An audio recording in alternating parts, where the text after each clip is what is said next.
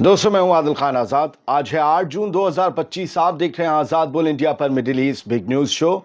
इस शो में आज आपको दिखाएंगे गजा में इस्राएली फौज और फ़लस्तीनी लड़ाकों के दरमियान खतरनाक हो चला है मुकाबला। अपने सबसे खतरनाक मोड़ पर पहुंची जंग। अल-कस्साम ब्रिगेड को आईडीएफ ने घेरा तो अबू उबैदा ने दे डाली हिला देने वाली वार्निंग। फ़लस्तीनी रेजिस्टेंस लीडर की भी मौत।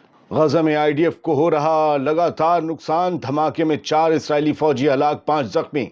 गोरों ने आखिरकार फिर दे दिया गच्चा। यूके और फ्रांस ने फ़लस्तीन को रियासत तस्लीम करने का प्लान लिया वापस। और ईरान का साफ पैगाम, न्यूक्लियर प्रोग्राम अमन पसंद है लेकिन हक से पीछे नहीं हटेंगे। करते हैं शुरुआत इस शो की गजा की खबरों से, और ज़्यादातर खबरें गजा की हैं। गजा में इस्राएली फौज और रेजिस्टेंस के दरमियान बेहद तेज लड़ाई जारी है। हैवी गोलाबारी होने की खबर है। और इसी दरमियान हमास के कमांडर, हमास के spokesperson, military spokesperson Abu Ubaida ने एक इस्राएली होस्टेज के जल्द मारे जाने की वार्निंग दे डाली है। गजा में जंग अपने सबसे खतरनाक मोड़ पर पहुंच गई है। इस्राएली फौज रेजिस्टेंस फाइटर्स के खिलाफ किरदार अदा कर रही है और रेजिस्टेंस भी पूरी तैयारी के साथ मैदान में है। इस्राएली फौज हमास के गढ़ तक हल्के हल्के आगे बढ़ रही है। चारों तरफ से हमले हो रहे हैं हमास के अल-कस्साम ब्रिगेड के ऊपर। और इसी बीच आज हमास के मिलिट्री विंग अल-कस्साम ब्रिगेड्स के स्पोक्सपर्सन अबू उबैदा ने एक सख्त बयान दिया है। उसे सुनिएगा गौर से। अबू उबैदा ने कहा कि आईडीएफ जिस जगह इस्राएली होस्टेज मतान जानगूकर को ढूंढ रही है, वो जगह अब चारों तरफ से घेर ली गई है आईडीएफ की तरफ से। लेकिन आईडीएफ अपने उस होस्टेज को कभी भी जिंदा वापस नहीं ले जा सकेगी। इट मीन्स अबू उबैदा कह रहे हैं कि वो मारा जाएगा। अबू उबैदा ने साफ कह दिया है कि अगर इसराइल किसी भी रेस्क्यू ऑपरेशन की कोशिश करता है, अपने होस्टेजेस को बंदूक के दम पर बचाने की कोशिश करता है, तो मतान, जो होस्टेज जिसका नाम लिया है मतान, उसकी मौत की जिम्मेदारी खुद इस्राएली फौज पर होगी।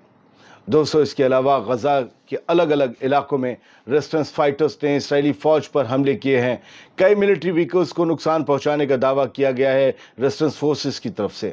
इसराइल और हमास के दरमियान तनाव बढ़ता जा रहा है और कैप्टिव्स के यानी होस्टेजेस के मसले ने हालात और ज़्यादा नाजुक बना दिए हैं।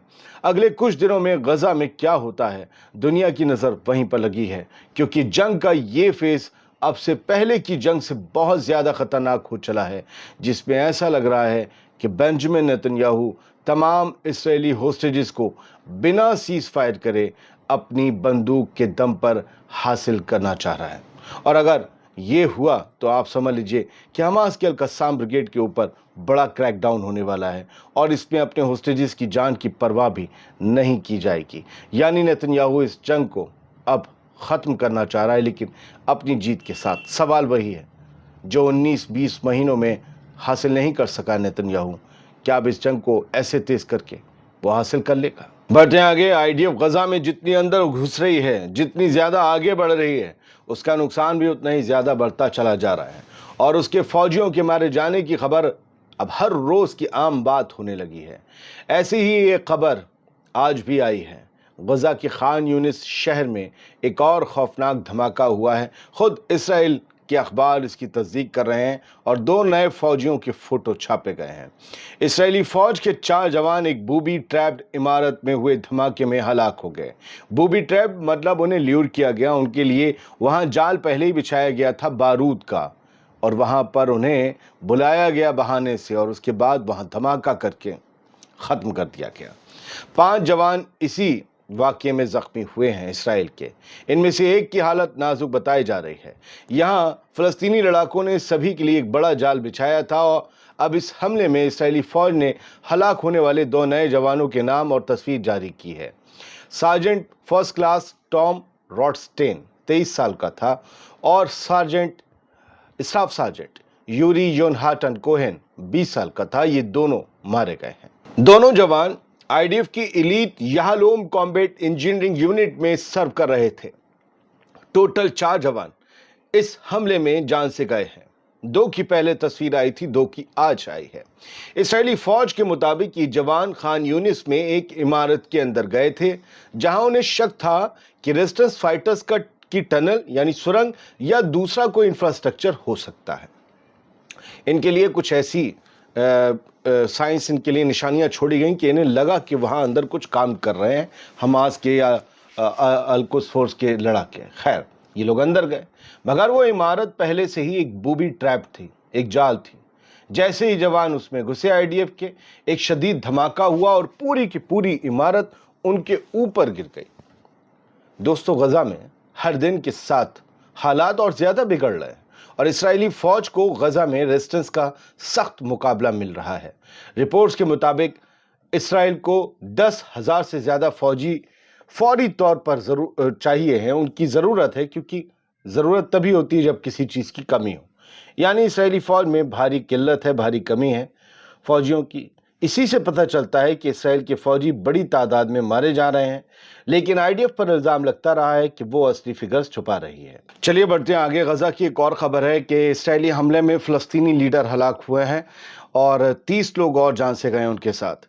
इस्राएली फौज ने गजा में एक और बड़ा हमला किया है, जिसमें एक सीनियर फलस्तीनी resistance leader Asad Abu Shariya हलाक हो गए। यह हमला इतना बड़ा था कि उनके साथ तकरीबन 30 और लोग भी मारे गए। असाद अबू शरिया, जो फलस्तीनी मुजाहिदीन मूवमेंट के को फाउंडर और सेक्रेटरी जनरल थे, वो इस हमले का निशाना बने। मूवमेंट के मुताबिक उनका भाई अहमद अबू शरिया इस हमले में उनके साथ मारा गया। वो इस ग्रुप का एक और अहम कमांडर था। असाद अबू शरिया पे पहले भी 5 बार जानलेवा हमले हो चुके थे, लेकिन वो बच गए थे। इस बार वो बच ना सके। अब फलस्तीन पे एक सियासी खबर, गोरे फिर से गच्चा दे गए। फलस्तीनी रियासत का शोशा छोड़कर फिर इसराइल के लिए लल्ला लल्ला लोरी गाने लगे ये गोरे। यूके, यूनाइटेड किंगडम यानी हुकूमत बरतानिया और फ्रांस ने फलस्तीन को स्टेट, एक रियासत तस्लीम करने का प्लान छोड़ दिया है। सिर्फ रास्ता तय करने पर बात अब करेंगे। ये रास्ता कैसे बने वहां तक पहुंचने का। यूके और फ्रांस अब फलस्तीन को एक आजाद रियासत तस्लीम करने का प्लान ड्रॉप कर रहे हैं। यह फैसला न्यूयॉर्क में होने वाली एक कॉन्फ्रेंस से पहले लिया गया है, जो 17 से 20 जून तक चलेगी। अब ये क्यों चलेगी ये मुझे पता नहीं है, मौकिफ तो खत्म हो गया। फ्रांस ने पहले यूके और यूरोपियन अलाइज से कहा था कि इस कॉन्फ्रेंस में फलस्तीन को वो ऑफिशियली तस्लीम करने वाला है, यानी एक रियासत, एक आजाद मुल्क के तौर पर। फ्रेंच प्रेसिडेंट एमेनुअल मैक्रोन ने कहा था कि ये मोरल ड्यूटी और सियासी जरूरत है और ये इसराइल को सऊदी अरब से तस्लीम करवाने के बदले में हो सकता है। मगर अब द गार्जियन की रिपोर्ट के मुताबिक फ्रांस ने इसराइल को बता दिया है कि कॉन्फ्रेंस में अब सिर्फ रिकॉग्निशन का रास्ता तय किया जाएगा कि एक आजाद फलस्तीनी रियासत को तस्लीम करने का रास्ता क्या हो सकता है, इस पर बात होगी। कोई ऑफिशियल अनाउंसमेंट, कोई ऐलान नहीं किया जाएगा कि फलस्तीन को हमने तस्लीम कर लिया है। ये रास्ता तय करने के लिए कुछ शर्तें रखी गई हैं। गजा में permanent cease fire, Israeli captives की रिहाई यानी हॉस्टेजेस की रिहाई, फलस्तीनी अथॉरिटी में रिफॉर्म्स, गजा की दोबारा रिकंस्ट्रक्शन और हमास रूल का खात्मा। ये सब तो वैसे भी सीज फायर की बात पे चल रहा है। French foreign minister Jean Noel Barrot ने कहा कि अगर फ्रांस प्लस फलस्तीन को रिकॉग्नाइज करता तो वो सिर्फ एक सिंबॉलिक स्टेप होता और बिना अलाइज के सपोर्ट के ऐसा करना ठीक नहीं। तो क्या ये बात फ्रांस को पहले नहीं पता थी, जो इतना माहौल बना दिया गया पहले से? और वो अलाइज कौन है जो सपोर्ट नहीं करना चाहते? फ्रांस के वो दोस्त कौन है जो इसराइल को महफूज रखने वाला? क्या अमेरिका है वो फ्रांस का दोस्त? फलस्तीनियों की जमीन इन जायनियों को देने वाला ब्रिटेन है वो? या खुद यहूदियों के जेनोसाइड में शामिल रहने वाला जर्मनी है वो? कौन है वो फ्रांस का दोस्त जिसे अब बुरा लग जाता? खैर, ह्यूमन राइट्स वॉच के फॉर्मर चीफ केनेथ रोथ ने इस पर कंसर्न दिखाया, इस पर फिक्र जाहिर की। उनका कहना है कि ये स्टेप्स सिर्फ एक बेतारीख पीस प्रोसेस बनकर रह जाएंगे। मुझे ऐसा लग रहा है और असल जरूरत इसराइल पर प्रेशर डालने की है ताकि वो फलस्तीन को रियासत बनने से ना रुके। आज भी दुनिया के 147 मुल्कों ने फलस्तीन को स्टेट तस्लीम किया हुआ है, लेकिन यूरोप के ज्यादातर ममालिक ने अभी फलस्तीन के ऊपर कोई फैसला नहीं लिया है। यूरोपियन कंट्रीज कहती हैं कि यह तभी मुमकिन है जब इसराइल भी राजी हो और अरब स्टेट से भी रेसिप्रोकल स्टेप्स मिले, यानी जो इसराइल करे वैसे ही اس کے الٹ قدم یعنی وہ بھی کچھ رہا تھے، یعنی میں ابھی سمجھاتا ہوں، یعنی فلسطین کے مالک فلسطینی اپنی ہی زمین پر اپنی ریاست قائم کر سکیں، اس کے لیے زمینیں قبضانے والی سوچ کے لوگوں سے اجازت لینی پڑے گی، اور یورپ ان زمینیں قبضانے والوں کے پیچھے کھڑا رہے گا، اور وہ یہ بھی امید کرے گا کہ اگر اسرائیل راضی ہو جائے تو عرب ممالک بھی اسرائیل کو تسلیم کرنے کے لیے حامی بھر دیں۔ کمال ہے نا؟ پھر اس کھیل میں آپ کی ضرورت کیا ہے ایمنل میکرون؟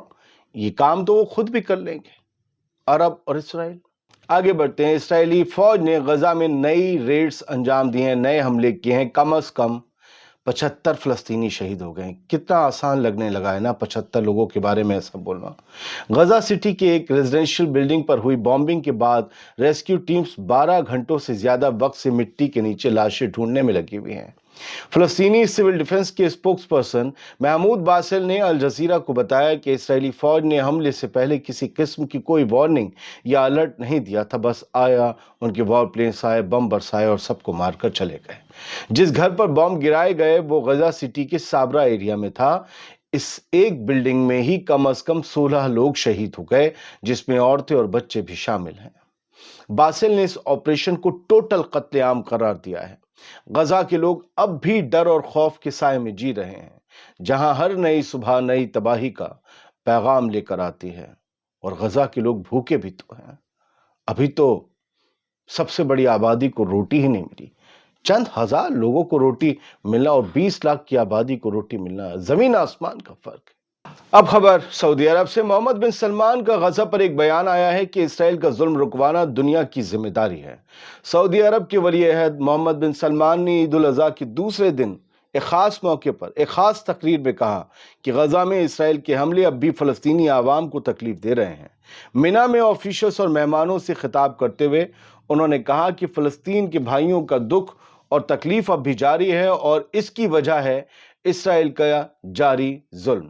انہوں نے دنیا بھر کے ممالک سے اپیل کی کہ وہ آگے بڑھ کر غزہ میں ظلم کو روکیں۔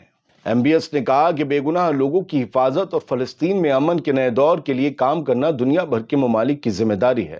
ان کا کہنا تھا کہ یہ سب کچھ انٹرنیشنل لاز اور یونائٹڈ نیشنز کے فیصلوں کے مطابق ہونا چاہیے۔ دوستو، اپنی ذمہ داریوں سے پلہ جھاڑنے والے ایم بی ایس یہ گیان اسرائیل کو لگاتار ہتھیار دینے والے ڈونلڈ ٹرمپ کو بھی اس وقت دے سکتے تھے جب ایم بی ایس ان پر خود ٹریلین آف ڈالرز کی بارش کر رہے تھے، تحفے دے رہے تھے۔ کیا امریکہ سے وہ یہ اپیل نہیں کر سکتے تھے جو دنیا سے کر رہے ہیں؟ کیا امریکہ ان کی دنیا میں نہیں آتا، یا فلسطین ان کی دنیا میں نہیں ہے؟ بڑھتے ہیں آگے، ایران کی بات کرتے ہیں۔ ایران کا ایک صاف صاف پیغام ہے کہ نیوکلیئر پروگرام میں امن پسند ہم سارے کام کر رہے ہیں، لیکن اپنے حق سے پیچھے نہیں ہٹیں گے۔ اس امن پسند کام کے لیے یورینیم انریچمنٹ کی ضرورت ہے، کرتے رہیں گے۔ روز یہ پیغام اور بیان آ رہے ہیں۔ اب ایران کے صدر مسعود پزشکیان نے سنیچر کو قزاقستان کے فارن منسٹر مراد نورتیلو سے تہران میں ملاقات کی اور اس دوران یہ واضح پیغام دیا۔ انہوں نے کہا کہ ایران اپنے نیوکلیئر پروگرام کے IAEA یعنی کہ انٹرنیشنل اٹامک انرجی ایجنسی سے انسپیکشن کے لیے تیار ہے، تاکہ دنیا کو یہ یقین ہو جائے کہ ہم صرف امن پسند مقصد کے لیے کام کر رہے ہیں۔ لیکن ساتھ ہی انہوں نے یہ بھی کہہ دیا کہ ایران اپنے نیوکلیئر حق اور سائنٹیفک اچیومنٹ سے کبھی پیچھے نہیں ہٹنے والا، جو ہمارا حق ہے وہ لے کے رہیں گے، ساڈا حق ایتھر حق۔ پزشکیان نے یہ بیان میں یہ بھی بتایا کہ ایران اور امریکہ کے درمیان اپریل سے انڈائریکٹ بات چیت جاری ہے، لیکن ان کا کہنا ہے کہ امریکہ کے پاس ہر بار نئے بہانے ہوتے ہیں۔ ایران نے ثابت کر دیا ہے کہ وہ کسی نیوکلیئر یا ماس ڈسٹرکشن ویپن کو ڈیولپ نہیں کر رہا ہے، لیکن یہ چھوٹی سی بات امریکہ کی موٹی سی بدھی میں سمجھ نہیں آتی۔ پریزیڈنٹ نے UN کے نیوکلیئر ایجنسی کا بھی حوالہ دیا، جنہوں نے ایران کے پروگرام کو ٹرانسپیرنٹ یعنی کہ شفاف قرار دیا ہے۔ بہت بہت شکریہ۔ مڈل ایسٹ بگ نیوز میں اتنا ہی۔